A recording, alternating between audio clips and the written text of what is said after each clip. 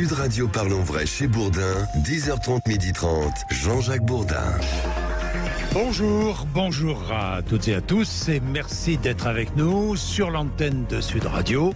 Parlons Vrai chez Bourdin, 10h30, midi et demi tous les matins. Nous commençons la semaine, 0826 300 300, je vous attends. Allez-y. Vous intervenez, vous témoignez, vous nous racontez ce que vous vivez. Après les affrontements autour des retenues d'eau dans les Deux-Sèvres, réaction en exclusivité dans un instant de Christiane Lambert, présidente de la FNSEA. Et débat entre 11h et 12h. Ces retenues d'eau sont-elles indispensables pour affronter la sécheresse ? 0826 300 300, vous êtes peut-être agriculteur, vous nous dites ce que vous en pensez. Élection législative partielle dans l'Ariège, face à face au second tour, la candidate LFI face à la candidate socialiste soutenue par la présidente de la région Occitanie, Carole Delga. Et puis à 12h05, je recevrai le philosophe Pierre-Henri Tavoileau, auteur de Comment gouverner un peuple roi, aux éditions Odile Jacob. Il est de plus en plus difficile de gouverner la France. Nous en parlerons tout à l'heure avec le philosophe Pierre-Henri Tavoileau. Dans quel monde vit-on ? Avec vous, Félix Mathieu, comme tous les jours. Félix, bonjour. Bonjour Jean-Jacques, bonjour tout le monde. Mouvement de grève d'une ampleur rarissime. En Allemagne, le secteur des transports est paralysé. Oui, les syndicats allemands réclament des hausses de salaire de 10% face à l'inflation. Depuis minuit, les salariés des aéroports, du rail, du fret maritime, des sociétés d'autoroutes ou encore des transports locaux se sont mis en arrêt pour 24 heures. Surnommé par les médias allemands la méga grève, la méga strike, ce mouvement unitaire touche un pays où l'inflation atteint les 8,7% en février. Les employeurs, États, communes, entreprises publiques ne proposent qu'une augmentation de 5% avec deux versements uniques de 1000 et 1500 euros. Un mouvement de grève rare en Allemagne, mais de moins en moins rare. Le modèle du consensus semble s'y éloigner. Les grèves pour les salaires se multiplient depuis le début de l'année. Des écoles aux hôpitaux, en passant par la Poste, qui a obtenu 11,5% d'augmentation. C'était 8,5% d'augmentation il y a quelques mois pour le secteur de l'industrie. De son côté, la Fédération des aéroports allemands dénonce, je cite, une stratégie d'escalade des grèves sur le modèle de la France. Et c'est pas un compliment quand elle dit ça. Selon l'économiste Karl Brenke, il y a eu plus de grèves ces 10 dernières années en Allemagne que dans les décennies précédentes. Dans les années 2000, le manque de main-d'œuvre avait un peu mis les syndicats allemands en position de force pour les négociations salariales, mais dynamique salariale interrompue par l'inflation depuis l'année dernière. Il est 10h34. Merci d'être avec nous et nous avons la chance de recevoir en direct Christiane Lambert, la présidente de la FNSEA. Christiane Lambert, bonjour. Bonjour. Merci d'être avec nous. Vous avez regardé de votre territoire ce qui s'est passé autour des deux retenues d'eau. Je dis bien retenues d'eau, moi les bassines et les super bassines, j'aime pas du tout cette expression. De ces retenues d'eau dans les Deux-Sèvres. Quelle est votre réaction ce matin ? Je condamne la violence inouïe, la haine qui s'est déroulée sous nos yeux. Les forces de l'ordre ont été harcelées d'une façon incroyable. La préfète avait dit que ça allait être violent puisque toutes les indications indiquaient que les 3 organisateurs étaient allés recruter en Allemagne, en Italie, parmi les courants les plus violents des Black Blocs. Donc les informations étaient les bonnes et j'aurais pas voulu être épouse de force de l'ordre samedi parce que franchement les images étaient épouvantables. Tout ça pour polémiser un débat. C'est une prise en otage du débat parce qu'ils ne sont pas pour le dialogue, on le voit. Ils peuvent dire tout ce qu'ils veulent, que c'était dansant, chantant, festif. Non. Le but, c'était justement l'affrontement. Le but, c'était l'affrontement avec effectivement des activistes venus de toute l'Europe et même de Nouvelle-Zélande. Certains venus de Nouvelle-Zélande et armés. Le débat autour de ces retenues d'eau est un débat maintenant qui est fréquent, indispensable, ces retenues d'eau. Christiane Lambert. Oui, le climat change. Il faut que nous changions notre rapport à l'eau. Regardez ce qui se passe dans les départements du Sud, dans les pays du Sud. Ils ont davantage maîtrisé l'eau que nous en France, et d'ailleurs même dans certains pays du Nord, parce qu'aujourd'hui le Danemark et les Pays-Bas, où il n'y a pas ce genre de polémique, consacrent plus d'eau de pluie à l'irrigation que la France, alors que nous sommes plus bas en latitude. Et puis surtout, il faut parler d'irrigation différemment d'une région à l'autre. Dans le sud de la France, le canal de l'Endurance, le canal du Midi, toutes les retenues d'eau, ces ponçons sont faits pour maîtriser l'eau, pour l'électricité et pour l'agriculture. deux besoins essentiels dont personne ne peut se passer. Avec le climat qui change, avec l'augmentation du coût de l'énergie, ce débat est plus que jamais nécessaire. Mais par contre, on ne fera pas le même type d'irrigation et de retenue dans les Deux-Sèvres, en Expoitou-Charentes, ou dans le Massif central ou ailleurs. Il faut à chaque fois regarder le sous-sol, la configuration du terrain et adapter. Et en l'occurrence, à Sainte-Soline et dans cette région, les études ont été faites. C'est une nappe qui est très, très peu profonde, qui se remplit très vite dès qu'il pleut. On voit d'ailleurs de l'eau qui affleure au sol et de l'eau qui déborde. Et c'est à ce moment-là que l'autorité de l'État donne la permission de pomper. Tout cela est encadré. Il y a des quotas d'eau par exploitation. Il y a 450 agriculteurs concernés, des gens qui ont des chèvres, des vaches laitières, des vaches allaitantes, des cultures, du maraîchage, des semences. C'est une agriculture très diversifiée dans ce secteur grâce à l'irrigation. Christiane Lambert, l'agribashing. Alors, Christiane, je vous appelle Christiane parce qu'on s'est tellement rencontrés depuis que vous êtes présidente de la FNSEA, Christiane. Et je sais que vous allez avoir un fort moment d'émotion jeudi lorsque vous allez prononcer votre dernier discours. Vous allez quitter cette présidence et élever vos ports dans le Maine-et-Loire à Bouillé-Ménard.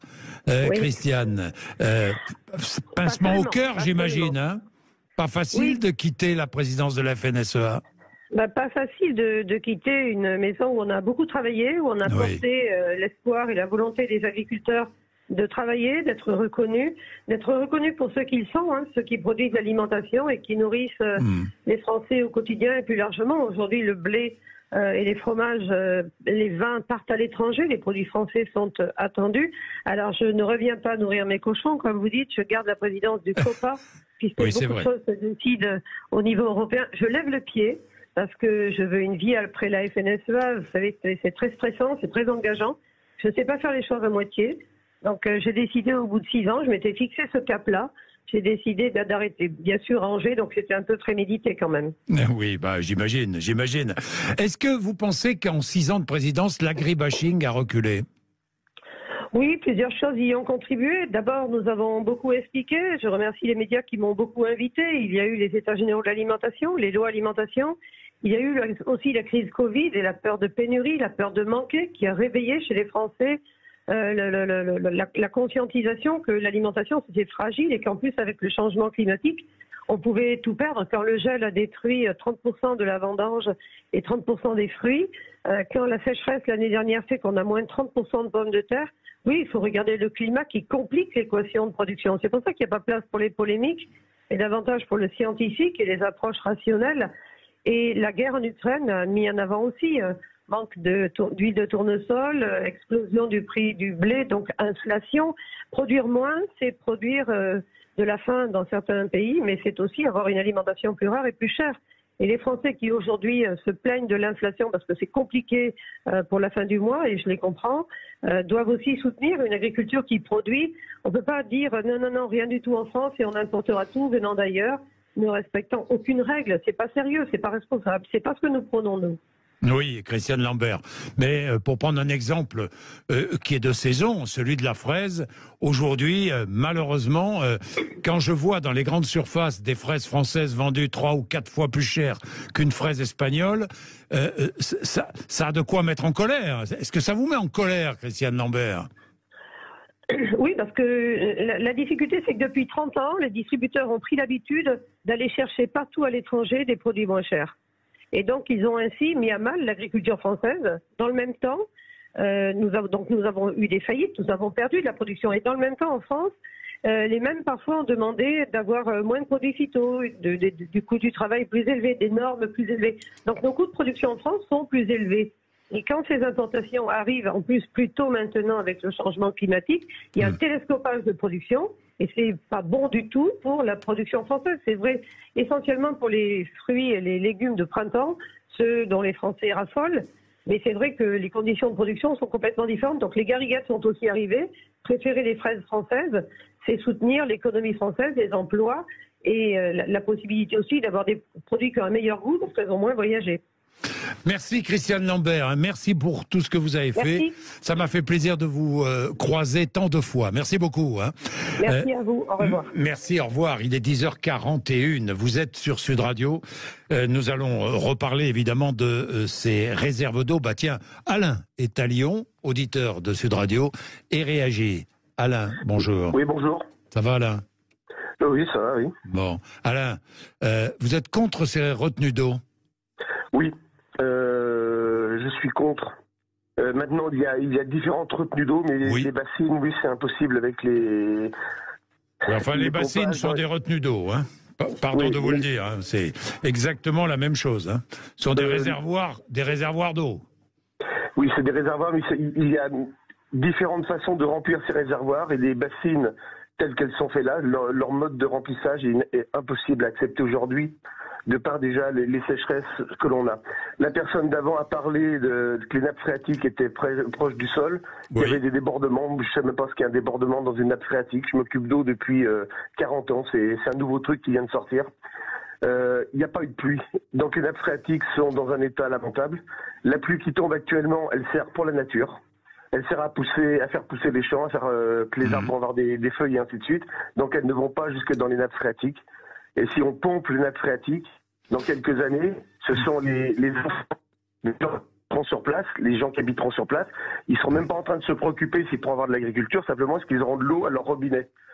Si vous prenez le Colorado, le fleuve Colorado, qui est un fleuve quand même très puissant, le Grand Canyon, c'est quand même pas rien. Il disparaît, il n'atteint plus la mer, il disparaît entre Las Vegas et le Mexique.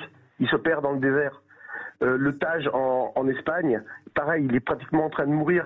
En Russie, ils ont inversé le cours de fleuves gigantesques à cause des irrigations.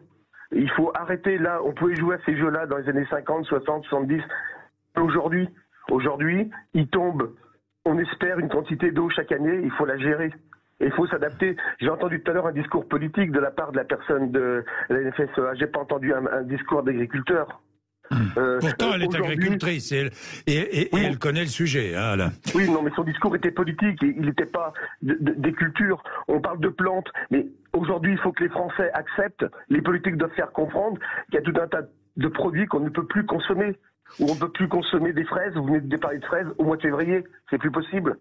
Non, mais les fraises au mois de février, vous avez raison, sauf qu'on est fin mars. Hein. Oui, mais enfin bon, février et mars, c'est pareil, c'est pas la période des fraises. S'il y a des fraises aujourd'hui... Vous avez tort, les premières fraises arrivent au mois de mars. Hein. Écoutez, j'ai eu assez de potagers dans mon enfance, les fraises, on ne les avait pas au mois de mars. Mais le pompage, il y a aussi, en Vendée des retenues d'eau qui ont été construites entre 2007 et 2019, il y en a 25. Et apparemment, ça fonctionne assez bien, hein, puisque l'eau est uniquement pompée dans la nappe en hiver quand le niveau a dépassé un certain seuil. Retenue d'eau, oui, mais avec des conditions. Pour l'utilisation de cette eau, peut-être, je ne sais pas, moi. Demain que la bassine est là, c'est que l'agriculteur ou les agriculteurs qui en dépendent, parce que c'est une minorité qui utilise les bassines, c'est pas tout le monde, ont besoin d'eau. Donc, de toute façon, s'ils ont besoin d'eau, ils iront pomper l'eau. Ils vont pas se préoccuper de la hauteur de l'eau. Et personne, ni vous ni moi, pourront aller vérifier à partir de quelle hauteur ils ont pompé l'eau. Alors, ils vont nous sortir tout un tas d'organismes, et ainsi de suite. Mais on a vu depuis 2-3 ans ce qu'étaient les spécialistes, ce qu'étaient les organismes. On peut plus faire confiance à qui que ce soit. Alors, c'est pas de la parano, c'est du concret, c'est du réel. On nous annonce plein de nouvelles, puis 3 jours après, c'est démenti, 6 mois après, c'est démenti, 1 an après, on se rend compte que c'était juste l'inverse. Dans tous les cas, Alain, vous lancez parfaitement notre débat, puisqu'entre 11h et midi, nous allons parler de ces retenues d'eau, et nous allons nous poser la question, ces retenues d'eau sont-elles indispensables pour affronter la sécheresse, ou nécessaires, ou faut-il définitivement cesser justement d'en construire? Eh bien, nous ouvrirons le débat entre 11h et 12h avec nos invités. Merci beaucoup, Alain. Je voudrais préciser, Alain, quand même, en ce qui concerne les fraises, nous sommes allés voir, Joseph Ruiz, qui est mon collaborateur, qui travaille avec moi, est allé voir. Alors, la gariguette de mars à mi-juin, la sifflorette de mars à juillet, la cléry de mars à mai, effectivement, la charlotte, la darselect et la mare à des bois, c'est plus tard. Voilà. Il est 10h45 en 11h moins le quart, vous savez tout sur les fraises. 11h moins le quart, vous êtes sur Sud Radio, à tout de suite. Jean-Jacques Bourdin. Il est 11h moins 10. Merci d'être avec nous. 0826 300 300. Vous n'hésitez pas. Vous appelez, vous intervenez, vous participez à nos débats et vous voulez même interroger nos invités. Il n'y a aucun problème. Bénédicte Taurine est avec nous, candidate LFI à la législative partielle de la première circonscription de l'Ariège. Bénédicte Taurine, bonjour. Bonjour. Merci d'être avec nous. Alors, on parle beaucoup de cette législative partielle parce que survient en pleine contestation de la réforme des retraites. Elle survient le dimanche qui a succédé à ce qui s'est passé dans les Deux-Sèvres. Bénédicte Taurine, résultat un peu décevant pour vous, 31,2% premier tour, vous arrivez en tête, une légère baisse par rapport à l'année dernière. Vous allez affronter une candidate socialiste qui, elle, a fait 26,42%. Vous êtes un peu déçu ou pas? Non, déçu. En fait, la problématique d'une partielle, et on le savait, c'est l'abstention, en fait. Parce que même si on arrive en tête maintenant, l'abstention reste importante. Et c'est c'est ce qu'il faut qu'on arrive à modifier cette semaine avec cette campagne. Oui, Bénédicte Taurine, vous attendiez à affronter une candidate socialiste? Alors, je vais peut-être un peu rectifier parce que la candidate, elle est suspendue du Parti Socialiste. La candidate du Parti Socialiste, en fait, c'est moi, puisque j'ai le soutien de attendez, en fait. C'est étrange. Attendez, je vous arrête, Bénédicte Taurine, parce que c'est un peu étrange au Parti Socialiste. Parce que, oui, peut-être, elle est peut-être suspendue par le Parti Socialiste, mais elle est soutenue par des socialistes, Bernard Cazeneuve, et même par le numéro 2 du parti, Nicolas Maillard-Rossignol. Donc c'est un peu compliqué au PS. Hein. Oui, mais en attendant, le logo du Parti Socialiste, c'est moi qui l'ai. Je pense que c'est une bonne chose. Et moi, je continue ma campagne au jour le jour, comme on l'a toujours fait précédemment. Voilà. Et aujourd'hui, Madame Froger a le soutien de Madame Tribou, donc La République en marche. Donc pour moi, la candidate de gauche, c'est moi, et les électeurs, ils choisiront après. Oui, ça c'est ça. Remarquez, vous avez raison, ce sont les électeurs qui choisissent. Hein. Martine Froger n'est pas de gauche pour vous? Dans l'état actuel des choses, moi il me semble pas, parce que je pense que les gens, ce qu'ils attendent, c'est une union à gauche. Je pense qu'à travers la NUPES et notre programme, c'est ce que l'on porte. Donc pour moi, avec le soutien de Madame Tribou à Madame Froger, je considère que la candidate de gauche, c'est moi, et qu'il y a des divergences, effectivement, vous avez raison, au sein du Parti Socialiste. Mais après, ça, c'est pas mon problème. Bien sûr, non mais c'est pas une femme de gauche. Non, j'oublie les soutiens ou autres. Est-ce que c'est une femme de gauche, Martine Froger? En tant que personne, moi, je la connais, effectivement, mais moi, ce que je considère, c'est la candidate, c'est pas la personne. Là, elle est candidate pour des dissidents du Parti Socialiste, soutenus par Madame Tribou, La République en marche. Donc pour moi, aujourd'hui, la candidate de la NUPES à gauche, avec un programme de rupture, c'est moi, et uniquement moi. Uniquement vous. Uniquement vous. Bien, vous avez le Rassemblement national a progressé dans cette circonscription, Bénédicte Taurine. Vous ne l'affrontez pas au second tour parce que Martine Froger a fait un bon score et a gagné 8 points par rapport au scrutin de l'an passé. Est-ce que vous êtes surpris par ce résultat? Surprise. Après, il y a des évolutions au niveau du pourcentage. Effectivement, après, si on regarde le nombre de voix, il est à peu près équivalent pour Madame Froger. Le Rassemblement national est en progression. Moi, j'ai perdu pas mal de voix par rapport, d'après nos calculs, par rapport à une forte abstention de nos militants aussi. Abstention de tous les côtés. Mais justement... Justement, Bénédicte Taurine, l'abstention, n'est-ce pas la conséquence de ce que nous vivons actuellement, du climat général? C'est ce que j'allais vous dire, parce que moi j'étais systématiquement aux côtés puisque je suis députée depuis le mois de janvier, j'étais systématiquement dans la rue aux côtés des manifestantes et des manifestants, et ce qu'ils nous redisaient, et ce qui m'a un peu ennuyé, c'est que ça servait à rien d'aller voter quand on voit comment le gouvernement passe en force en fait.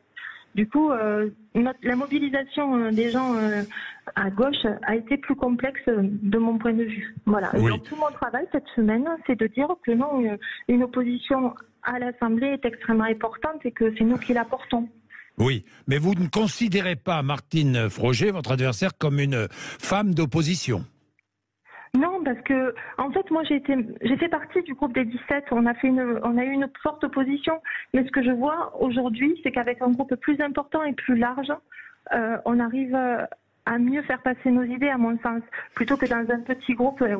Est-ce que vous ne pensez pas, Bénédicte Taurine, que le comportement aussi de certains députés, la France Insoumise, à l'Assemblée, a fait en sorte que l'abstention progresse?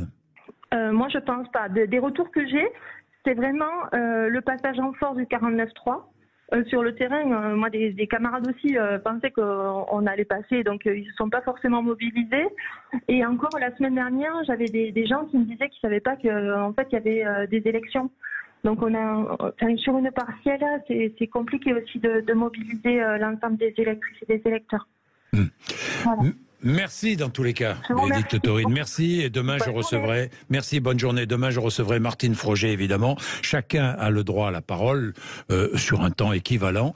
C'est la logique, c'est l'équité. Il est 10h55. Allez, nous allons parler et revenir sur ce qui s'est passé, ces affrontements autour des retenues d'eau dans les Deux-Sèvres. Avec plusieurs invités, un débat sur l'utilisation de l'eau et sur l'utilité de ces réserves en eau. Sont-elles indispensables, ces retenues d'eau, pour affronter la sécheresse? Sont-elles dangereuses? Est-ce qu'il faut ne pas les construire? Eh bien, nous aurons plusieurs invités pour en débattre. Nous serons avec Yann Verling, fondateur de Les Écolos, nouveau parti écologiste. Nous serons avec Sébastien Lurquin, qui est journaliste indépendant, auteur de L'affrontement qui vient de l'éco-résistance à l'éco-terrorisme aux éditions du Rocher, et Florence Pradier, qui est directrice générale de la coopération agricole. Et puis, tout à l'heure, à 12h05, je recevrai le philosophe Pierre-Henri Tavoileau. Réflexion très intéressante sur gouverner. Comment gouverner un peuple roi? C'est le titre de son dernier livre chez Odile Jacob. Il est de plus en plus difficile de gouverner la France. Réflexion tout à l'heure avec le philosophe Pierre-Henri Tavoileau. Vous êtes sur Sud Radio, à tout de suite, 10h56. Sud Radio Parlons Vrai chez Bourdin, 10h30, 12h30, Jean-Jacques Bourdin. Débat autour du sujet qui a occupé tous les médias pendant le week-end, les retenues d'eau dans les Deux-Sèvres. Certains parlent de méga-bassines. J'aime pas trop cette expression méga-bassine. Je vois pas en quoi c'est une bassine, mais enfin une bassine c'est autre chose. Ce sont des retenues d'eau qui servent à stocker de l'eau à usage agricole. Alors, est-ce une solution nécessaire ou bien est-ce une solution dangereuse parce que, vous le savez, nous souffrons de sécheresse, les tensions croissantes autour du partage de l'eau se multiplient à l'heure du changement climatique. Nous allons ouvrir le débat autour de ces retenues d'eau avec nos trois invités. Florence Pradier, qui est directrice générale de la coopération agricole. Bonjour. Bonjour. Merci d'être avec nous. Sébastien Lurquin, qui est journaliste indépendant, auteur de L'affrontement qui vient de l'éco-résistance à l'éco-terrorisme aux éditions du Rocher. Bonjour. Bonjour. Votre livre d'actualité. Et Yann Verling, fondateur de Les Écolos, nouveau parti écologiste. Bonjour. Bonjour. Et merci d'être avec nous. Alors, affrontement. On va pas revenir sur les affrontements. Je voudrais simplement y revenir avec le bilan. Week-end de violence. Félix Mathieu à Sainte-Soline, dans les Deux-Sèvres. À propos de ce projet, un manifestant se trouve entre la vie et la mort. Oui, dans le coma après un traumatisme crânien. Le pronostic vital de cet homme de 30 ans resté engagé hier soir selon le parquet de Niort. 3 manifestants grièvement blessés au total, dont une femme de 19 ans et un autre homme de 27 ans. Les organisateurs du mouvement anti-bassine parlent d'un bilan beaucoup plus lourd. 200 manifestants blessés, dont 40 grièvement selon ces organisations écologistes. Alors les chiffres du parquet ne portent que sur les blessés officiellement secourus, ce qui peut aussi expliquer cet écart entre les chiffres. D'autres enquêtes en tout cas ont été ouvertes, notamment pour organisation de manifestations interdites, destruction de biens, violence sur militaires. Au total, 47 gendarmes ont été blessés, dont 2 se trouvent désormais en urgence relative ce matin. Face aux observateurs en tout cas de la Ligue des droits de l'homme qui leur reprochent de protéger l'accès aux bassines coûte que coûte, à coups de grenades et de lacrymogènes. Eh bien, les forces de l'ordre disent au contraire avoir fait un usage proportionné de la force et de mettre en avant les objets trouvés dans les affaires de certains gardés à vue, des boules de pétanque, des couteaux, des machettes, des haches ou encore des bonbonnes de gaz. Oui, il y avait des manifestants pacifistes et il y avait aussi des manifestants venus pour en découdre, venus de très loin et même de Nouvelle-Zélande, c'est ce que les autorités ont précisé. Bien, dans les Deux-Sèvres, 2 sites sont concernés, Sainte-Soline et Mauzé sur le Mignon. Il s'agit de stocker pendant l'hiver de l'eau à usage agricole. Est-ce indispensable, Florence Pradier? Oui, c'est indispensable. Évidemment, on a besoin d'eau pour pouvoir produire. Et cette eau, elle est nécessaire à tous les moments de l'année. On en a besoin en hiver, on en a besoin en été. Et le changement climatique auquel on fait face a des conséquences qui ne sont pas tant des conséquences sur les volumes, puisqu'on a plutôt une pluviométrie qui est régulière et qui devrait, sur les projections de Météo France, augmenter dans les années d'ici à 2100. En revanche, c'est la répartition qui pose un problème. On a des pluviométries qui sont beaucoup plus rares en été, et donc effectivement, il est important de pouvoir stocker au risque, sinon, d'avoir de vraies problématiques et de vraies dégradations de notre capacité à produire et à nourrir la population française. Est-ce que ces retenues d'eau sont indispensables, Yann Verling? Alors,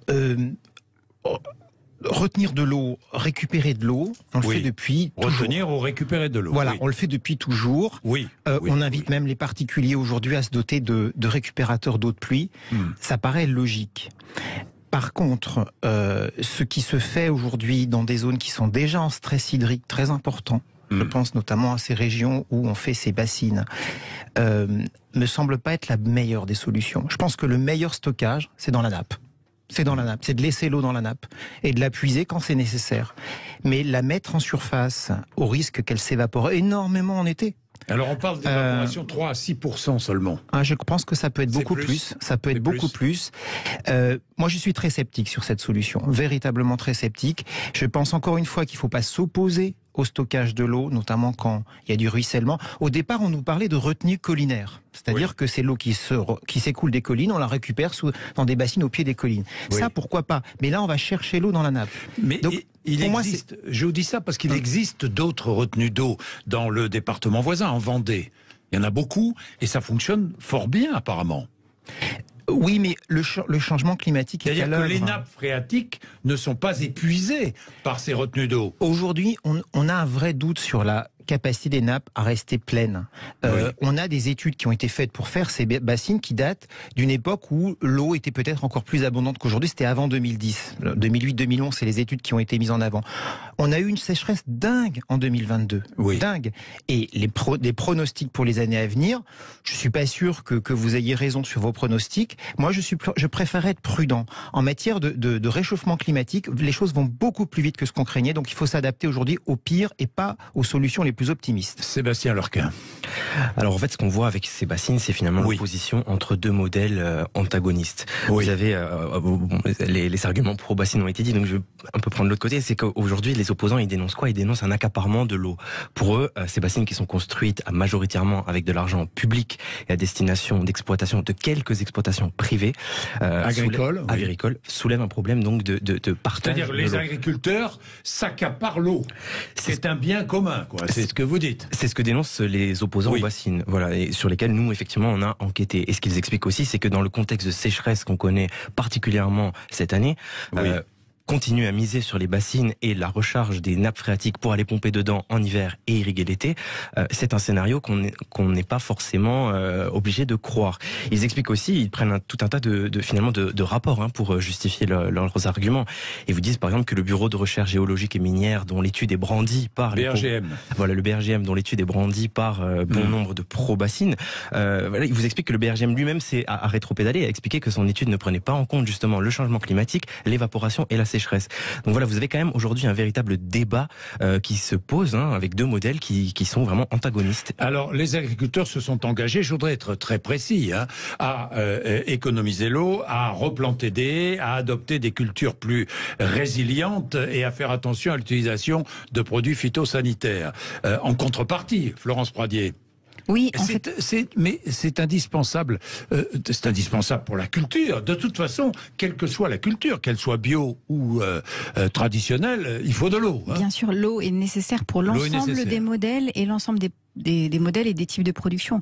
Oui. Je vous donne un exemple. Par exemple, l'année dernière, on a effectivement connu une période de sécheresse qui est tout à fait insolite, et ça a eu des impacts sur des productions. Je vais prendre par exemple le haricot vert en Bretagne, moins 50% en volume. Dans le Gers, une coopérative qu'on connaît bien, qui a à peu près 70 productions, 50% des cultures ont été concernées par la problématique du stress hydrique, et donc 50% de rendement en moins. C'est-à-dire que les effets sont immédiats. On n'a pas le temps quand la plante a besoin d'eau. En fait, si l'eau n'arrive pas, eh bien les rendements baissent de façon dramatique. Ça, c'est le premier sujet. Ensuite, sur les bassines, effectivement, ce sont des projets qui sont autorisés. Il y a une autorisation et très encadrée dans leur usage. Ça, c'est une vraie réalité. Elles ont souvent émergé à l'issue d'une concertation qui a été longue avec l'ensemble d'acteurs ou de parties prenantes.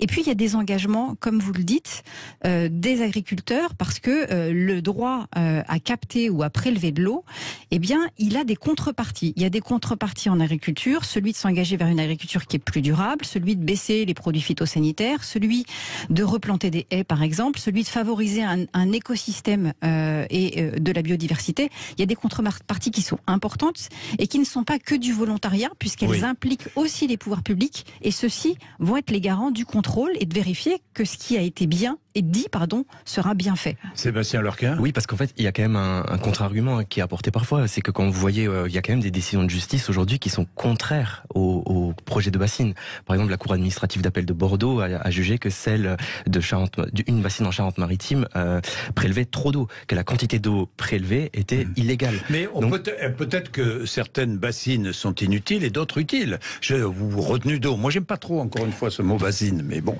Yann Verling. Surtout, on ne peut pas non plus uniformiser la loi, combattre toutes les retenues d'eau. Peut-être que certaines sont utiles, d'autres pas. Et je pense surtout qu'il y a des cultures qui sont prioritaires. Par exemple, vous avez cité le maraîchage. Le maraîchage, effectivement, si on veut des fruits et des légumes, il faut de l'eau, et ça, je suis totalement favorable à ça. Après, l'irrigation, oui, mais il y a d'autres cultures contrôlées. Pour dire franchement les choses, les grandes cultures aujourd'hui doivent s'adapter beaucoup plus. Est-ce qu'on n'a pas la possibilité aujourd'hui d'avoir des grandes cultures qui ont besoin de moins d'eau? Les grandes cultures, c'est le maïs, c'est ces cultures-là. Donc il faut appeler un chat un chat. Pour le maraîchage, oui, absolument. Et puis j'ajoute par ailleurs qu'on est aujourd'hui très mauvais en solutions alternatives. Je pense notamment à l'utilisation de l'eau grise, des eaux grises. Oui. En Espagne, 14% de l'eau est utilisée issue des eaux grises. En France, c'est 1%. Les eaux grises sont les eaux usées. Exactement. On peut arroser avec ces eaux de récupération. Et nous, en Ile-de-France, on va l'expérimenter, ça. Mais ça, c'est vraiment des voies prioritaires à privilégier d'abord, et le changement de culture, évidemment, pour s'adapter à des besoins de culture qui ont besoin de moins d'eau. Bien, le débat est ouvert, bien ouvert, nous allons y revenir, mais j'ai une petite pause à observer. Il est 11h13, va se joindre à nous ma consoeur Géraldine Vossner, qui a écrit un article très documenté dans Le Point, qui est très anti-contestataire des retenues d'eau. Elle est très pro ces retenues d'eau, elle avance ses arguments. Dans un instant, il est 11h13, à tout de suite. Jean-Jacques Bourdin. Il est 11h17, ces retenues d'eau sont-elles utiles, indispensables? On en parle et on débat ce matin sur l'antenne de Sud Radio avec nos invités, Florence Pradier, qui est directrice générale de la coopération agricole, Sébastien Lorquin, qui est journaliste indépendant, auteur de L'affrontement qui vient de l'éco-résistance à l'écoterrorisme, point d'interrogation, et Yann Verling, fondateur des Écolos, nouveau parti écologiste. Et se joint à nous Géraldine Vossner, ma consoeur du Point. Géraldine Vossner, bonjour.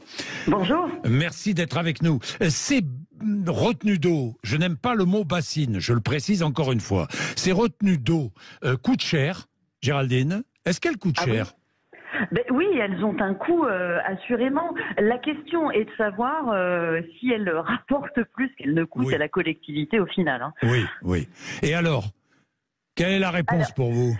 Je pense qu'il n'y a pas de réponse toute faite. D'ailleurs, aucun hydrologue sérieux ne viendra prendre une position, vous dire c'est toujours mal ou c'est toujours bien. C'est pas une solution miracle.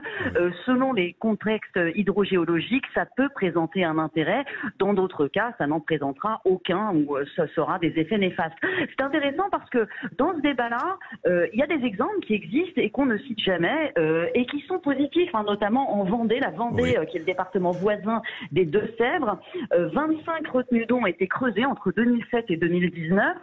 Et alors à l'époque, il y a eu des réticences, mais on voit maintenant l'effet positif qu'on mesure d'ailleurs sur la soixantaine de piézomètres installés dans le département. Ça a permis de réduire de 60% les prélèvements sur la nappe phréatique en été. Et résultat, le niveau des nappes en été a augmenté de 1 à 2 mètres. Donc oui, on peut dire que ça peut avoir dans certains cas précis des effets positifs. Oui, j'ai vu ça dans votre papier du Point, et je l'ai noté d'ailleurs tout à l'heure, cet exemple vendéen. Bien, vous, Sébastien Lurquin, vous voulez répliquer à Géraldine Vosner? Alors on voit bien, encore une fois, comme on le disait tout à l'heure. C'est un bon exemple qu'elle a pris. Oui, mais mais on est dans une opposition entre deux modèles finalement agricoles, et on dit souvent que les bassines c'est la défense des agriculteurs. Encore une fois, on est sur quelque chose de nuancé parce que tous les agriculteurs ne sont pas pro-bassines. Ça aussi, il faut bien le dire. On l'a vu d'ailleurs, la Confédération paysanne était l'un des co-organisateurs du rassemblement du week-end dernier. Alors, cela dit, oui, je pense que ça aussi, il faut le nuancer. Il faut nuancer les positions syndicales.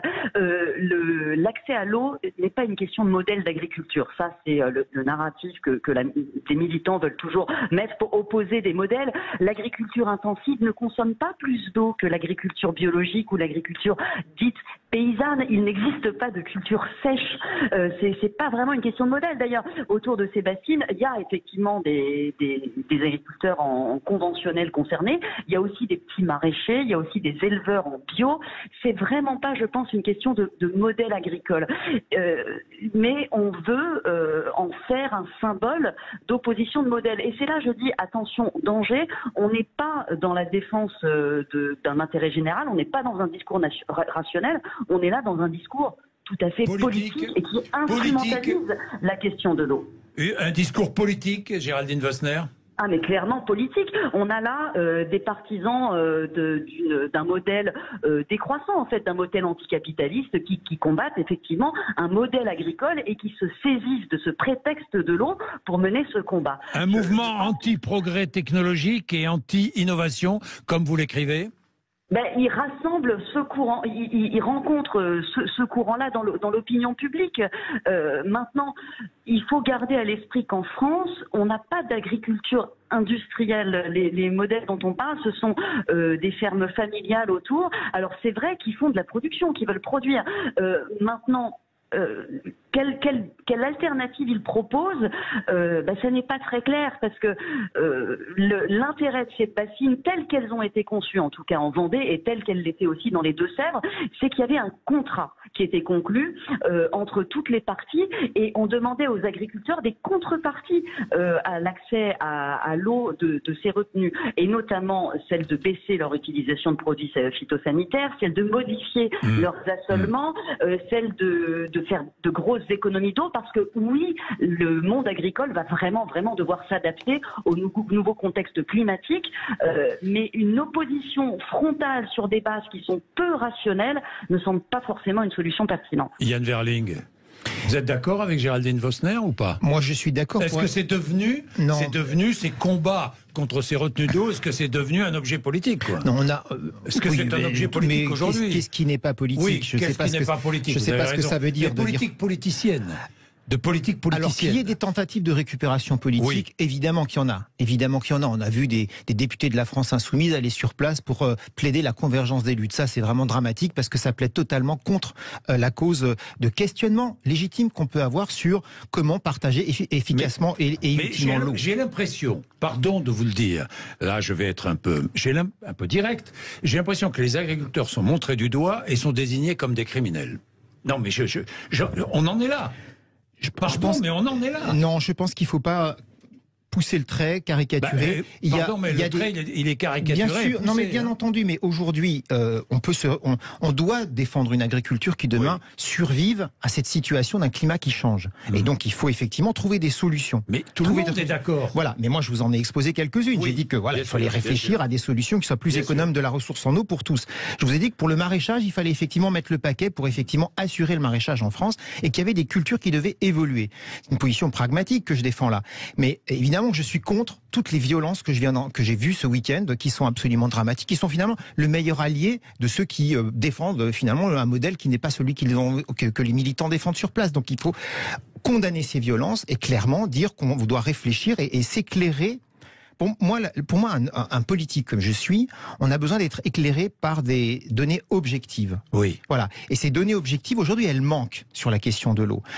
Et donc, on est un petit peu à se poser des questions légitimes. Comment faire pour avoir demain une ressource en eau équitablement répartie et qu'on ne fasse pas des erreurs d'investissement qui demain pourraient être nues. Parce que si demain, on n'arrive pas à aller remplir ces bassines parce qu'il n'y a plus d'eau dans les nappes, on fait comment? Géraldine Wössner. Moi, ça me semble justement un argument qui est un petit peu fallacieux. Évidemment, personne ne prétend que c'est la solution miracle. Mais attendre la solution parfaite, ça n'arrivera pas non plus. Donc évidemment, il n'y aura pas une solution à chaque fois. Ça sera, on peut le souhaiter en tout cas, toujours un panel de solutions. Éventuellement des retenues d'eau, mais associées avec de nouveaux assolements, avec des changements de pratique, avec des efforts sur l'irrigation. Voilà, c'est toujours un bouquet de solutions. Et il faut se méfier de ceux qui arrivent avec un discours jusqu'au boutiste et radical, qui vous diront jamais de bassine. Ça, c'est un discours idéologique.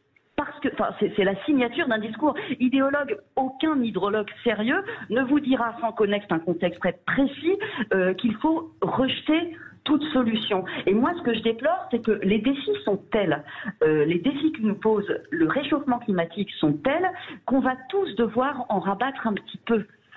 Et si on n'est pas capable de passer un peu sur ces idées reçues, de se parler et de faire montre d'intelligence collective sur ces dossiers qui sont techniques, on n'y arrivera jamais. Et faire croire qu'il suffit de changer de modèle, ça aussi c'est un mythe. On entend parler, ils ont qu'à planter du sorgho, faire des cultures moins gourmandes en eau. Mais il ne s'agit pas simplement de planter du sorgho, il faut qu'il y ait des entreprises qui le transforment, le sorgho, qu'il y ait des usines qui fabriquent des farines de sorgho, du cookies de sorgho. Il faut des gens qui les vendent, des consommateurs qui les achètent et qui les mangent. Un système alimentaire, ça implique toute la société et pas seulement l'agriculteur. Bien, merci beaucoup Géraldine Wössner d'avoir participé. Je vais donner la parole à Sébastien Lurquin. Je voudrais quand même remarquer que c'est ce qui s'est passé à Sainte-Soline dans les Deux-Sèvres. Bien, et la suite de la contestation très forte contre la réforme des retraites. Et peut-être que la contestation contre la réforme des retraites a été transposée à la campagne. Aussi dans les champs. Je me mets aussi à la place, pardon, mais je ne veux pas les oublier, je me mets à la place des agriculteurs qui ont vu leurs champs piétinés par des milliers de manifestants qui ne connaissent pas grand-chose à la culture et qui viennent piétiner le travail de ces agriculteurs. Je me mets aussi à leur place. Imaginez qu'en ville, on vienne saccager comme ça, sans raison particulière, des commerces où on vienne... Non, je me mets à leur place. Ils travaillent toute l'année, ils travaillent dur, et ils voient leur travail piétiné.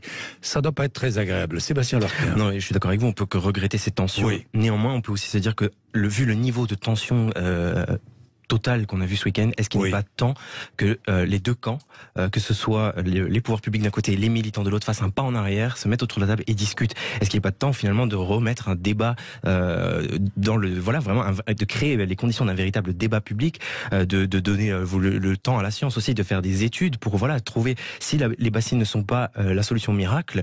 Est-ce que il n'est pas temps aussi de débattre quelles autres solutions et que le débat puisse prendre de l'ampleur? Nous allons parler. Tiens, Eric est maraîcher à Saint-Rémy-de-Provence. Il va intervenir, il va nous dire ce qu'il pense de tout ça. Je vais vous donner la parole. À tout de suite, mais il est déjà 11h27. Il faut que j'observe une petite pause supplémentaire. À tout de suite. Jean-Jacques Bourdin. Il est 11h30. Merci d'être avec nous. Allez, nous débattons autour de l'utilisation de l'eau. Est-ce que les agriculteurs... le fond du problème, est-ce que les agriculteurs utilisent trop d'eau aujourd'hui dans la population? Tiens, Écoutons Eric. Eric a des arguments à nous faire partager. Il est à Saint-Rémy-de-Provence, dans les Bouches-du-Rhône. Bonjour Eric. Oui, bonjour Vous monsieur êtes Bourdin. maraîcher, hein, Eric. Maraîcher, c'est ça. Et oui, et oui. Il n'y a pas très longtemps pour les panneaux photovoltaïques. Donc exactement. Vous êtes maraîcher en conventionnel, hein? En conventionnel, en culture classique. Que pensez-vous de ce débat autour de l'utilisation de l'eau? Ben déjà, avant de revenir sur le débat et l'utilisation de l'eau, je voudrais revenir sur ce qu'a dit la journaliste du Point Géraldine, concernant le fait qu'on est toujours en train d'essayer d'opposer deux mondes dans le monde agricole, à savoir le monde bio, qui serait le monde parfait vu par une partie des gens de gauche et d'ailleurs, qui serait le monde idéal, et les gens qui travaillent en culture raisonnée comme nous. Sauf que c'est ce que je dis et qui me fait réagir, c'est que ces deux mondes-là, on tente depuis longtemps de les mettre en opposition. Ils ne sont pas en opposition du tout. On a une vision différente de voir les choses. J'ai énormément de gens qui sont producteurs bio, puisque je suis président d'un CETA, un centre d'études techniques agricoles, et on a des CETA où on a des gens qui produisent en bio, mais à aucun moment on est opposé entre ce monde bio et ce monde dit conventionnel. Les bio nous ont amenés, pour finir là-dessus, Jean-Jacques, les bio nous ont amenés à être meilleurs à travers la lutte intégrée, la protection biologique intégrée et toutes ces choses-là, mais à aucun moment les gens ne sont en opposition en bio ou en lutte raisonnée. Je suis très content d'entendre ça, Eric. Vraiment très content. Parce que, évidemment, ceux qui ont envie, ceux qui, encore une fois, déplacent le débat sur le terrain purement politicien, veulent absolument opposer les producteurs bio aux producteurs raisonnés ou raisonnables d'une agriculture raisonnable. Or, vous travaillez main dans la main.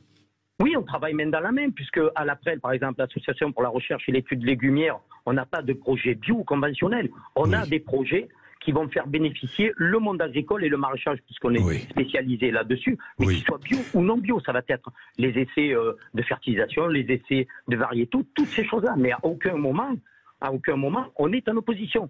Et ce que je voudrais dire aussi, c'est qu'il faudrait que les gens lisent un article très intéressant, et ça, je n'arrête pas de le répéter, de Sylvie Brunel, qui est géographe, qui au moment de la crise du Covid fait ce parallèle avec le monde agricole, pensant que notre système hospitalier pouvait faire front à ce moment-là à tout ça. Et on s'est rendu compte que par manque de matériel, d'investissement, d'humains, on n'a pas pu faire front comme je souhaitais. Alors en ce qui concerne l'eau, Eric, quel est votre point de vue? Ces retenues d'eau? Oui. Alors, en ce qui concerne l'eau, c'est ce que je dis. Nous, c'est vrai qu'en Provence, on a la chance d'avoir Esser-Ponson et la Ronde et le Rhône et la Durance avec une gestion qui est faite de l'eau pour le monde agricole, mais on a la chance d'avoir ça. Quant aux régions qui n'ont pas justement ces eaux telles que nous les avons, nous, je pense qu'il faut être très prudent dans le sens où c'est pas tout noir ou tout blanc. C'est-à-dire qu'en Vendée, c'est ce que disait la journaliste du Point juste avant, que j'ai pu entendre, c'est qu'en Vendée, ça s'est apparemment avéré efficace. Maintenant, des bassines, je pense qu'on des bassines ou des retenues d'eau, appelons ça comme on veut, je pense que de toute façon, on en aura besoin. Après, il est clair qu'avec le changement climatique qui s'opère, il va y avoir des questions plus profondes. Alors justement, Eric, vous, maraîcher, vous avez besoin d'eau. Est-ce que vous avez changé vos pratiques? Est-ce que vous avez vous économisez l'eau autrement qu'avant? Est-ce que vous êtes plus attentif à l'utilisation de l'eau? Monsieur Bourdin, vous savez, on parle de l'eau en 2023. Moi, j'ai 57 ans, donc il y a plus de 40 ans que je travaille dans ce métier. Et on a fait de grandes évolutions, c'est-à-dire qu'avant, on arrosait à rage, on mettait des raies d'eau dans le plein champ. En passant sous les serres, on a optimisé l'irrigation à travers le goutte à goutte. Où là, franchement, on a considérablement réduit les besoins en eau. En paillant, en couvrant d'un film plastique ou de paille, comme il se faisait à l'époque, les endroits où les raies irriguaient, pour éviter l'évaporation. On fait pareil en salade puisqu'on a de la micro-aspersion, des films paillages perforés qui évitent l'évaporation. Il y a bien longtemps, mais bien longtemps, qu'on a fait de très très gros efforts concernant l'irrigation en maraîchage qui ont suivi et qui ont découlé après pour l'arboriculture, pour la vigne et toutes ces choses-là à travers l'invention du goutte à goutte. Vous savez, c'est les Israéliens qui ont inventé ça. Ils avaient peu d'eau et ils sont arrivés à faire de leur région très sèche une très belle région agricole, très productrice et nourricière. Donc l'eau, il y a très longtemps que ce problème nous préoccupe. Bien. Voilà. Merci Eric. Merci. C'est très intéressant. Évidemment, il y a longtemps que dans le maraîchage, on se préoccupe des questions d'eau. D'ailleurs, Encore une fois, il ne faut pas être opposé au progrès technologique, Yann Verling. Ah, absolument pas. Il y a sans cesse des progrès technologiques qui nous aident, qui doivent nous aider à économiser l'eau. Et surtout, il y a, parce que on s'est habitué en France à une abondance d'eau. Oui. Et donc, on devient un pays qui est en stress hydrique, comme on dit. Donc, maintenant, regardons les pays qui, au sud de l'Europe, et même au-delà, ont toujours eu ces stress hydriques, et ils ont des pratiques. Inspirons-nous de ces pratiques aussi, et n'inventons pas l'eau tiède, si je puis me permettre. Oui.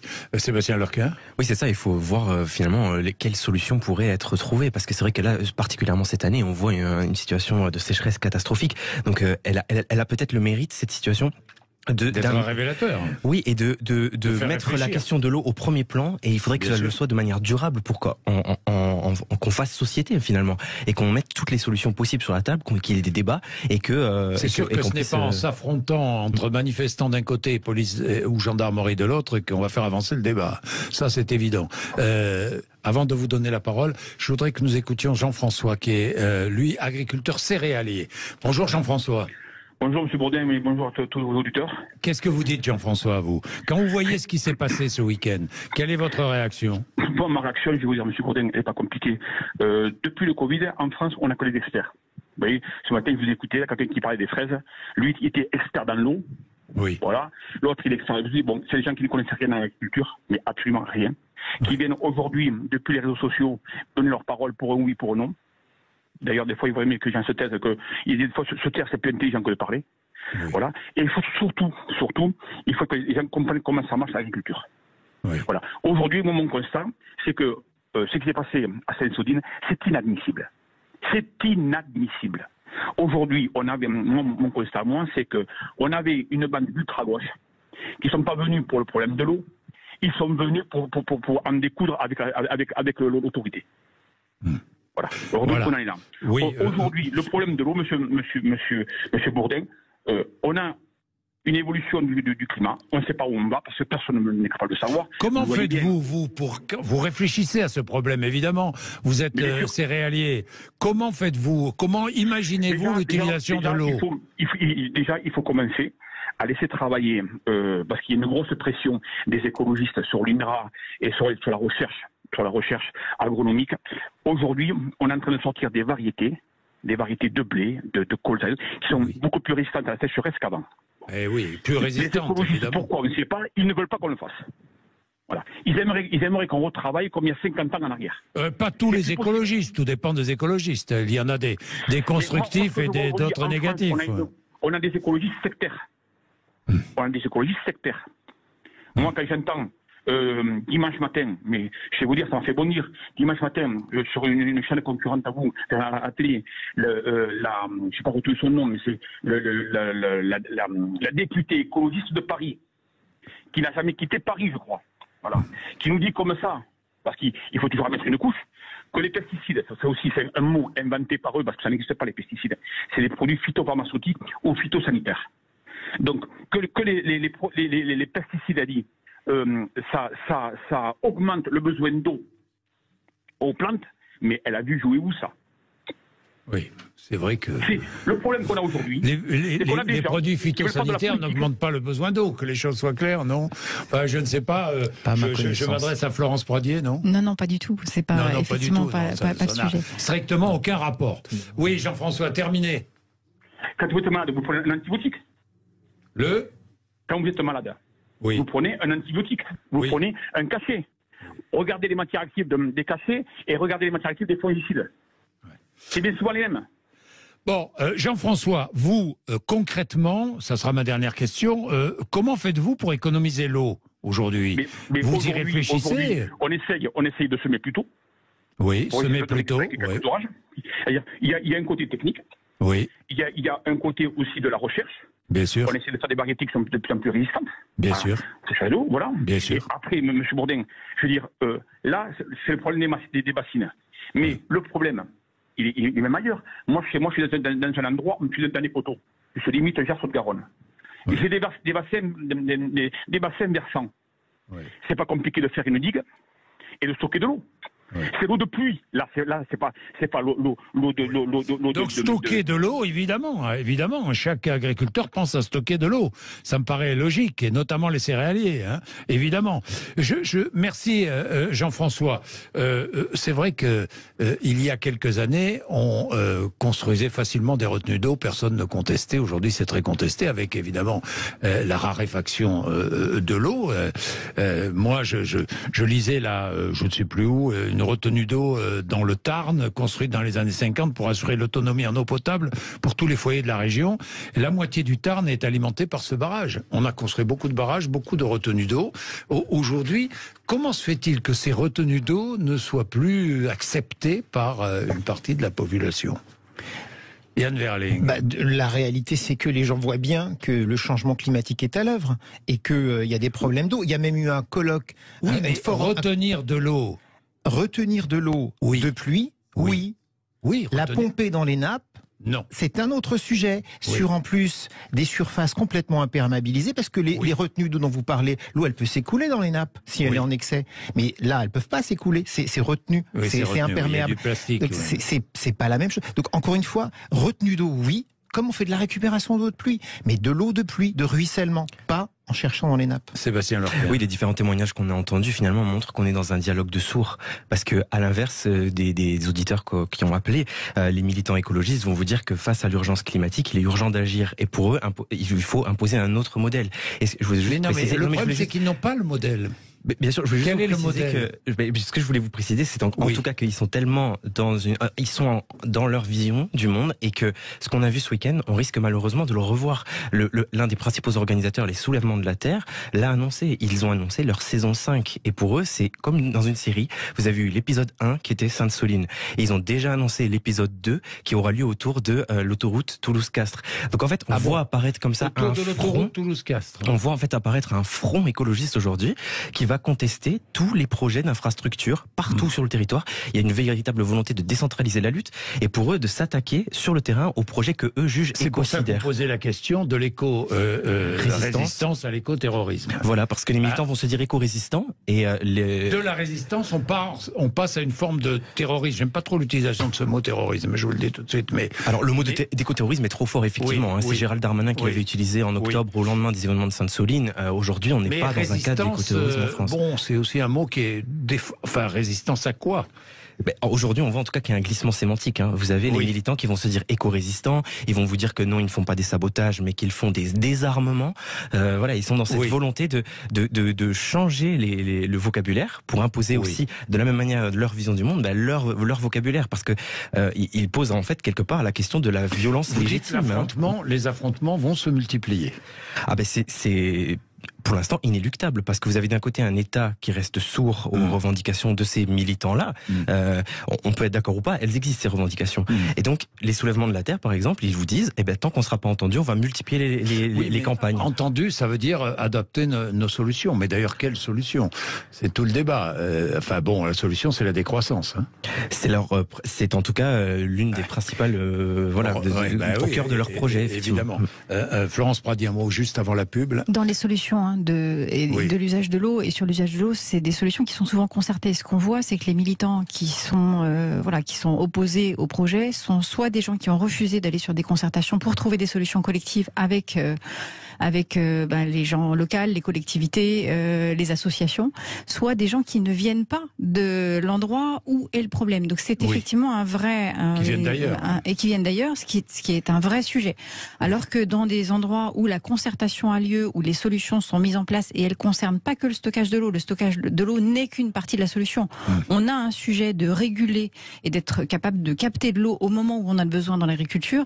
Il y a plein de possibilités, il y a plein de solutions. On a parlé de recherche variétale, les agriculteurs en ont parlé, ceux que vous avez écoutés. On avance aujourd'hui des dates de semis pour essayer de pouvoir bénéficier un peu plus des eaux de pluie d'hiver et pas utiliser trop de pluie d'été. On a des systèmes de captation, on a de l'irrigation de précision qui arrive, le goutte à goutte, mais pas uniquement. Des capteurs aujourd'hui dans les sols qui permettent de dire quand est-ce qu'on déclenche et quand est-ce qu'on ne déclenche pas de l'irrigation.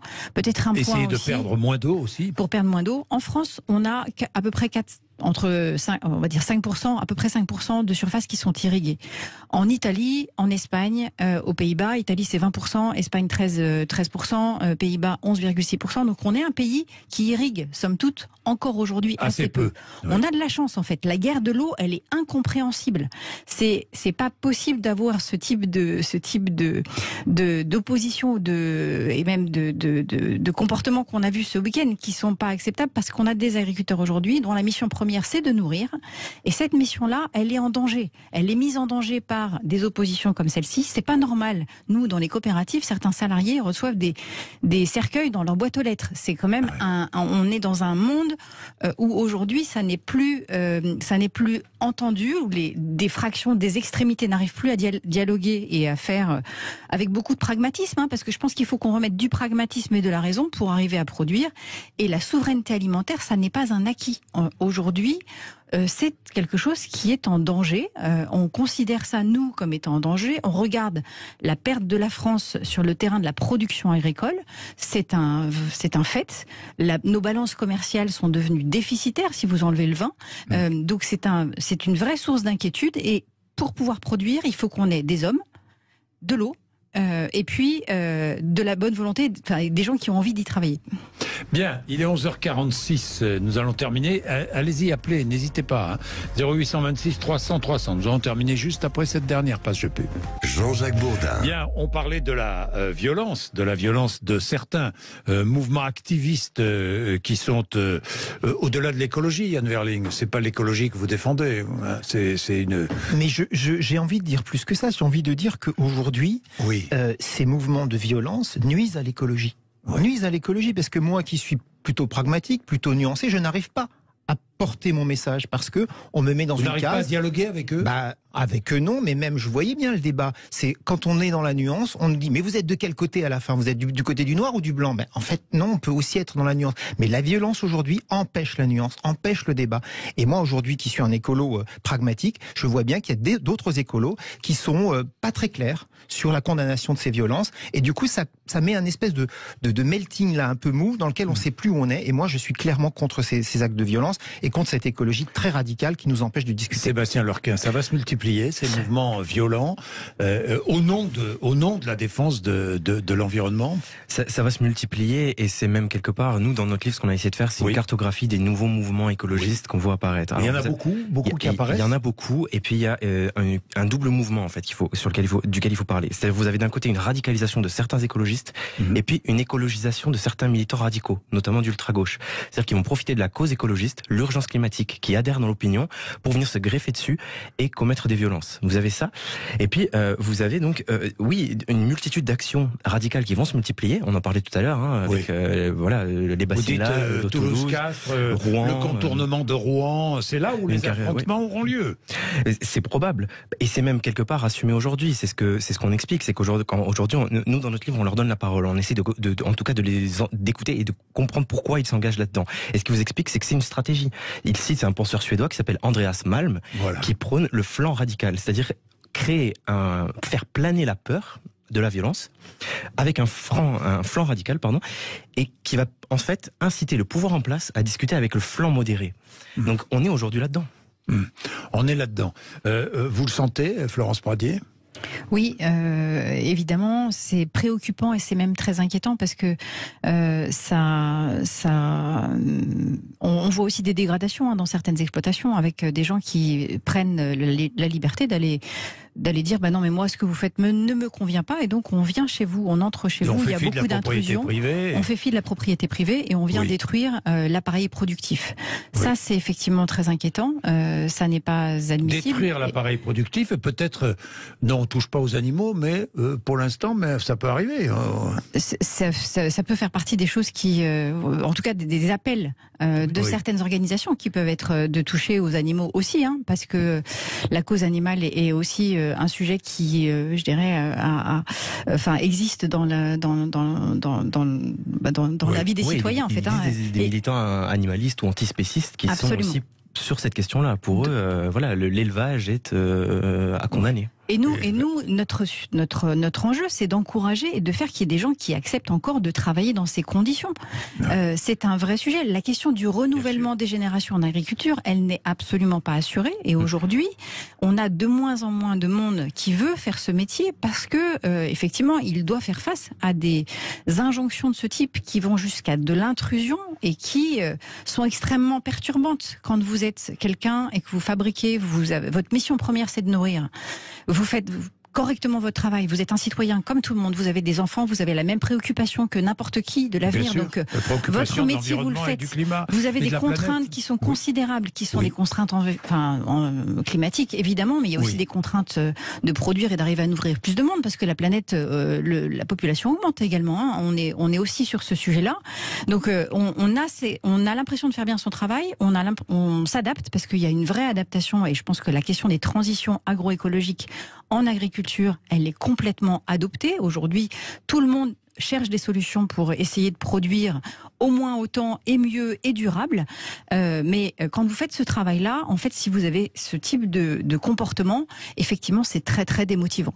Oui, et juste préciser, et c'est exactement ça. C'est-à-dire qu'aujourd'hui, on est en fait, la crise climatique est en train de finalement de nous rapprocher d'affrontements multiples, alors qu'en fait, en tant que société, il faudrait qu'on fasse preuve de coopération. Ben, évidemment. Pour lutter contre le défi climatique, il nous concerne tous, donc il est urgent finalement d'appeler à un dialogue réel et global. Trouver des compromis, oui, plutôt que de s'affronter. Et de faire l'éloge de la nuance aussi. Bien. Merci. Merci beaucoup. Merci à tous les trois d'être venus nous voir. C'est très intéressant, hein, toutes ces réflexions, ces remarques. Merci d'être venus nous voir. Et demain, effectivement, nous ferons un débat, nous organiserons un débat entre 11h et 12h sur la violence. À la limite, je poserai même la question, est-elle nécessaire pour conquérir le pouvoir pour certains? C'est vrai que pour certains, il n'y a que par la violence qu'on peut arriver à conquérir le pouvoir. 11h55, merci d'être avec nous. Vous êtes sur Sud Radio. Jean-Jacques Bourdin. Il est 12h10. Merci d'être avec nous. Pierre-Henri Tavoileau est donc notre invité. Pierre-Henri Tavoileau, vous publiez Comment gouverner un peuple roi chez Odile Jacob. Alors, gouverner. Qui n'a pas ouvert le débat dans sa sphère privée ou avec les copains? Aujourd'hui, on ne peut plus gouverner la France. Vous l'entendez, et nous l'entendons tous les jours. Est-ce qu'on peut encore gouverner la France aujourd'hui, Pierre-Henri? C'est à la fois, factuellement aujourd'hui, c'est vrai que on est dans une situation délicate, mais je pense qu'il y a un problème structurel. C'est-à-dire que le gouvernement et l'art politique démocratique est sans doute l'art politique le plus difficile. Quand on est tout seul, quand on a quelques opposants, quand il n'y a pas de débat public, quand les sujets sont pas très complexes. Prenons la politique il y a 50 ans, c'est extrêmement facile. Même à l'époque de De Gaulle, d'une certaine manière, c'était assez facile. Voilà.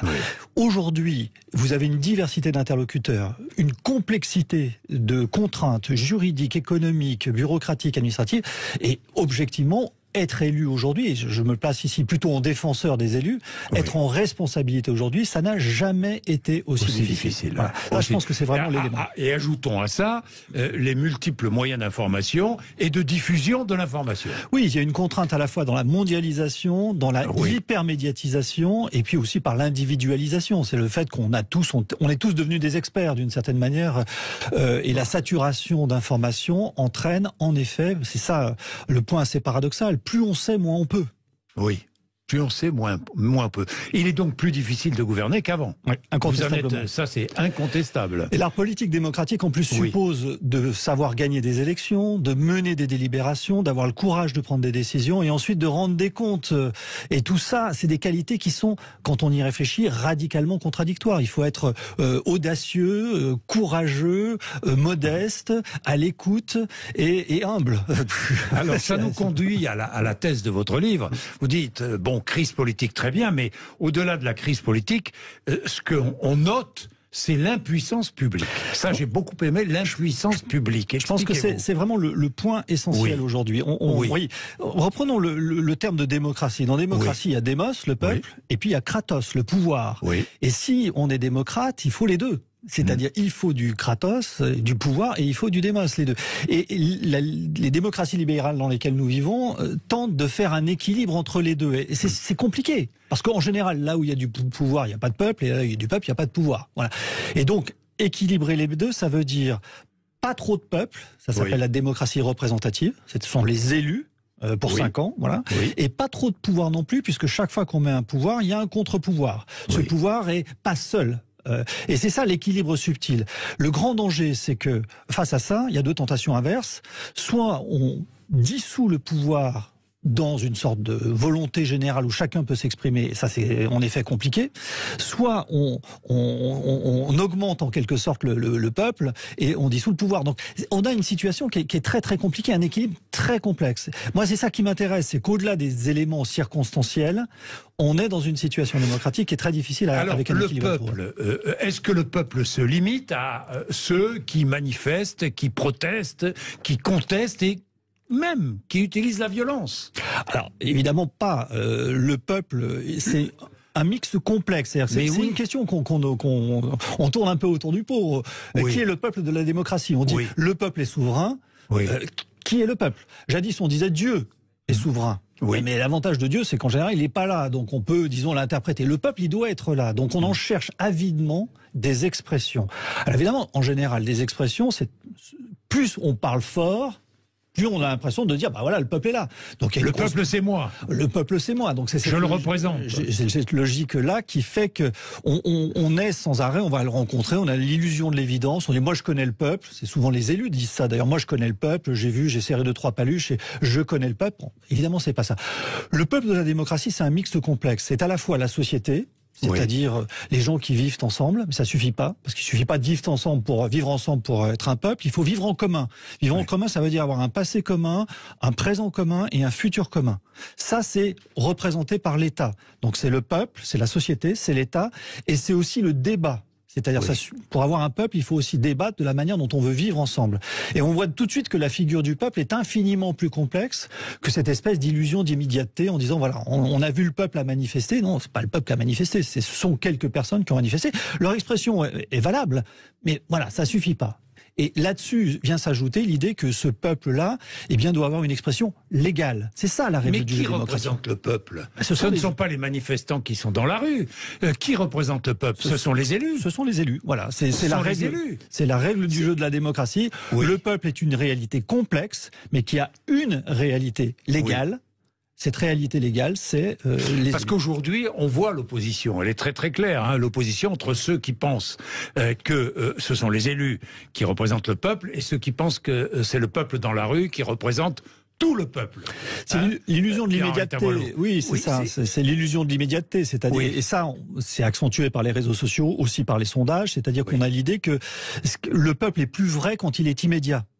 Or, justement, la fonction des médias, c'est justement de mettre un peu de distance, de réflexion, et la fonction des élus, c'est de mettre un peu de temporalité en disant, voilà, on est, nous les représentants, nous avons le poids de la volonté générale qui repose sur nous. On peut se tromper, mais si on se trompe, dans 5 ans, vous nous virez. Voilà, c'est ça la logique. C'est-à-dire que nous sommes élus pour 5 ans, nous avons cette mission-là, nous sommes les porteurs de la volonté générale, et dans 5 ans, voilà, on va dire. Alors les gens qui disent, par exemple, oui, mais ils sont mal élus. Oui, ils sont mal élus. Forcément, on est toujours mal élus. Une décision politique comme un vote, c'est jamais entre une bonne et une mauvaise option. C'est toujours entre une mauvaise et une pire. Mais il vaut mieux être mal élu qu'élu à l'unanimité. Hein. Oui, c'est un mauvais signe. C'est un mauvais signe. Non, mais c'est vrai que ce procès mal élu, la légitimité, ce procès en légitimité, c'est un procès en démocratie qui ne devrait pas exister. Oui, on dit souvent la République est passée à une voix près. C'est ça la logique. Donc, ce sont les règles du jeu. C'est comme si dans un match de foot, à un moment donné, on changeait brutalement les règles du jeu en disant finalement non, c'est pas légitime. Les choses sont légitimes parce que c'est effectivement les règles. Donc pour vous, l'utilisation du 49.3 est parfaitement légitime. Oui, parce que c'est même l'esprit profond de notre constitution de la Ve République. Alors c'est un débat qui est un peu compliqué parce que ce 49.3 a été imposé par De Gaulle à Debré qui n'en voulait pas, précisément pour lutter contre l'instabilité ministérielle. Et ça, c'est vraiment la logique et l'esprit gaullien, c'est de dire nous devons défendre le pouvoir, c'est-à-dire la capacité collective d'agir face à une logique d'impuissance. Bon, aujourd'hui, tous les partis sont à l'égard de ce 49.3 extrêmement gênés. Nicolas Sarkozy était très gêné puisqu'il a fait une réforme de la Constitution en 2008 en disant ouais, je trouve que c'est un échec politique. Moi, je suis pas d'accord avec cette vision. Je trouve que le 49.3 est un instrument indispensable, surtout dans des périodes. Elisabeth Borne vient de dire qu'elle ne l'utiliserait plus en dehors des questions budgétaires. Deuxième couche effectivement d'Elisabeth Borne, et puis je ne parle pas de la NUPES et des autres partis. Tout le monde, moi quand je fais cours sur ces questions avec mes étudiants me disent mais le 49.3 c'est la dictature. Et c'est quand même, cette vision-là me paraît mais complètement ahurissante, parce qu'il faut aller vivre dans une dictature pour voir que dans un 49.3 les choses... Et d'ailleurs, j'insiste aussi sur le fait qu'actuellement le recours en Conseil constitutionnel, qui est fait d'ailleurs sur des motifs qui sont pas forcément tout à fait absurdes, sur la procédure qui a été utilisée, ne porte pas sur le 49.3, mais sur tout le 47.1, enfin on va pas rentrer dans les techniques, mais sur tous les éléments de procédure qui ont été adoptés pour savoir si c'est sincère, mais le 49.3, lui, n'est pas contestable sur le plan de la procédure. Oui, le Conseil constitutionnel qui a la clé finalement de cette réforme des retraites, parce que la clé à la fois technique, mais la clé politique aussi. Oui, on va voir la décision, mais il me semble que je pense que il y aura sans doute un peu de censure, mais de certains articles partiels qui portent sur ce qu'on appelle les cavaliers sociaux, c'est-à-dire tous les éléments qui n'appartiennent pas au cœur de la loi, qui est dans un contexte de loi de rectification de la loi de finances sur la sécurité sociale. Bon, tout ça est assez technique, mais je pense que cette technicité est importante. Il ne faut jamais rappeler non plus, jamais oublier de rappeler non plus, Pierre-Henri Tavoileau, que ce sont les élus qui tranchent. Pardon. Mais ce sont les élus, représentants du peuple, qui décident, qui tranchent. C'est pour ça qu'on peut les virer après, si on n'est pas content. Si tout le monde décide, la mauvaise décision ne fera l'objet d'aucune reddition de compte. Or, le point capital en démocratie, et ça c'est vrai qu'il faut reconnaître que notre démocratie est assez faible sur ces sujets, c'est la reddition de compte, c'est-à-dire le fait qu'une fois que l'élu a fait son travail, on puisse examiner, sans vouloir se venger de cet élu. C'est pas des procès, il ne s'agit pas de les mettre en prison, mais de voir si leur action a été correcte. Je trouve qu'actuellement, nous avons un épisode extraordinaire de reddition de comptes sur la politique du nucléaire. On a 2 députés qui ont fait un boulot inédit en France. Les auditions sont absolument passionnantes et tous les élus, présidents, responsables en place viennent dire pourquoi la France a fait une erreur historique de renoncer au nucléaire alors même que c'était vraiment contre l'intérêt national. Cet épisode-là mérite d'être regardé avec attention, il est exemplaire et il doit être généralisé. On n'a jamais pu le faire, par exemple, sur la politique Covid, qui aurait mérité, de ce point de vue-là, une attention équivalente. Mais ni le Sénat ni le Parlement ne l'ont fait. Alors ils l'ont fait, mais pas avec la rigueur requise. Et là, je crois que vraiment, si on veut améliorer la démocratie française, c'est pas par la démocratie participative qui va augmenter l'impuissance publique, mais c'est par une attention accrue sur ces questions de reddition de comptes. Parce que là, le citoyen aura le sentiment de se dire, voilà, les gens qui ont agi, je peux aussi les contester, les critiquer après. Pierre-Henri Tavoileau, j'ai lu plusieurs de vos interviews. Vous dites, à propos de cette réforme des retraites, il fallait présenter la réforme des retraites comme nécessaire et surtout ne pas ajouter, grande erreur du gouvernement, du président de la République, d'Elisabeth Borne, ne pas ajouter une réforme juste. Oui, c'était contradictoire, c'est vrai. Oui, tout à fait. Effort nécessaire et réforme juste. Oui, c'est ça, c'est une réforme nécessaire où tout le monde gagne. Ça, y a un problème, c'est-à-dire que il faut dire que cette réforme, ça va être des efforts pour tout le monde. Or, là, alors, il y a le débat continu, mais cette réforme était-elle nécessaire? Oui, elle est nécessaire. C'est juste même sidérant. S'il y a des éléments, pas forcément cette réforme, mais une réforme est indispensable. On a aujourd'hui...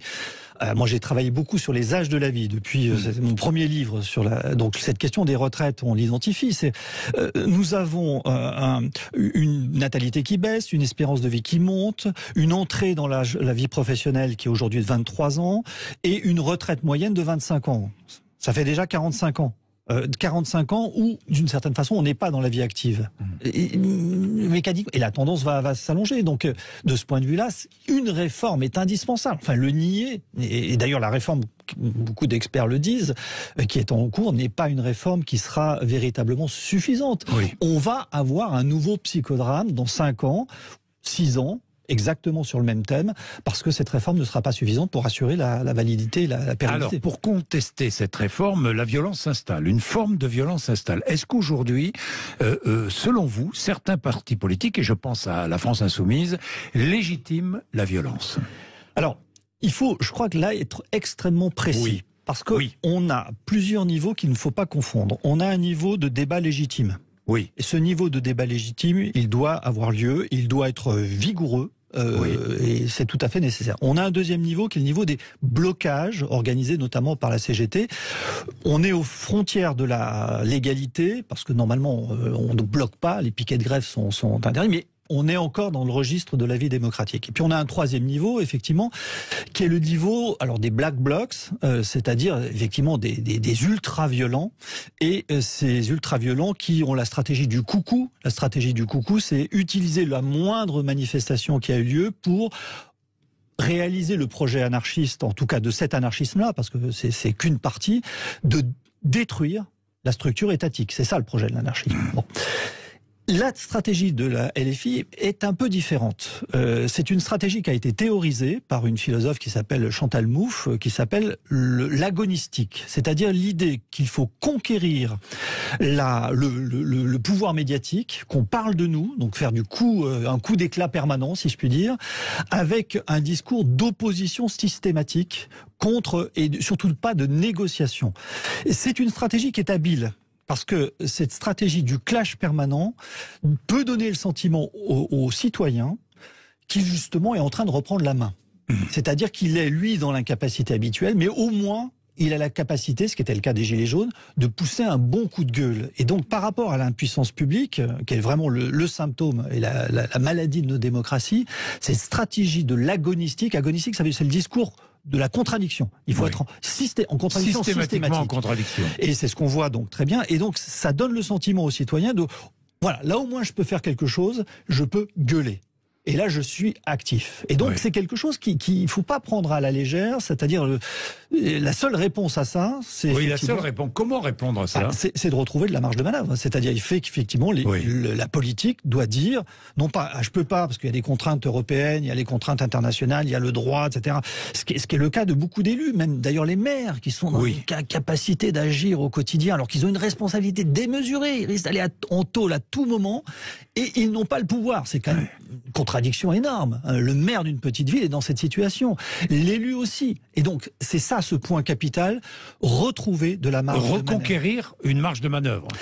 Et voilà. Et donc, reconquérir, c'est-à-dire imaginer, c'est-à-dire renouer un dialogue, c'est-à-dire... puis à un moment donné, savoir effectivement s'opposer à des normes, retrouver de la marge aussi sur le plan budgétaire, parce qu'effectivement, avec une dette de 3 000 milliards d'euros, c'est vrai que la marge de manœuvre est nulle, soyons clairs. Nous avons une situation où un endettement tel, et c'est ça le problème quand même crucial, c'est que même s'il y a la volonté, il n'y a pas les moyens. Pierre-Henri Tavoileau, merci d'être venu nous voir. Comment gouverner un peuple roi? Oui, c'est une vraie bonne question. Aux éditions Odile Jacob. Merci beaucoup. Merci. Il est 12h25, presque 26. Vous êtes sur Sud Radio. André Berkoff.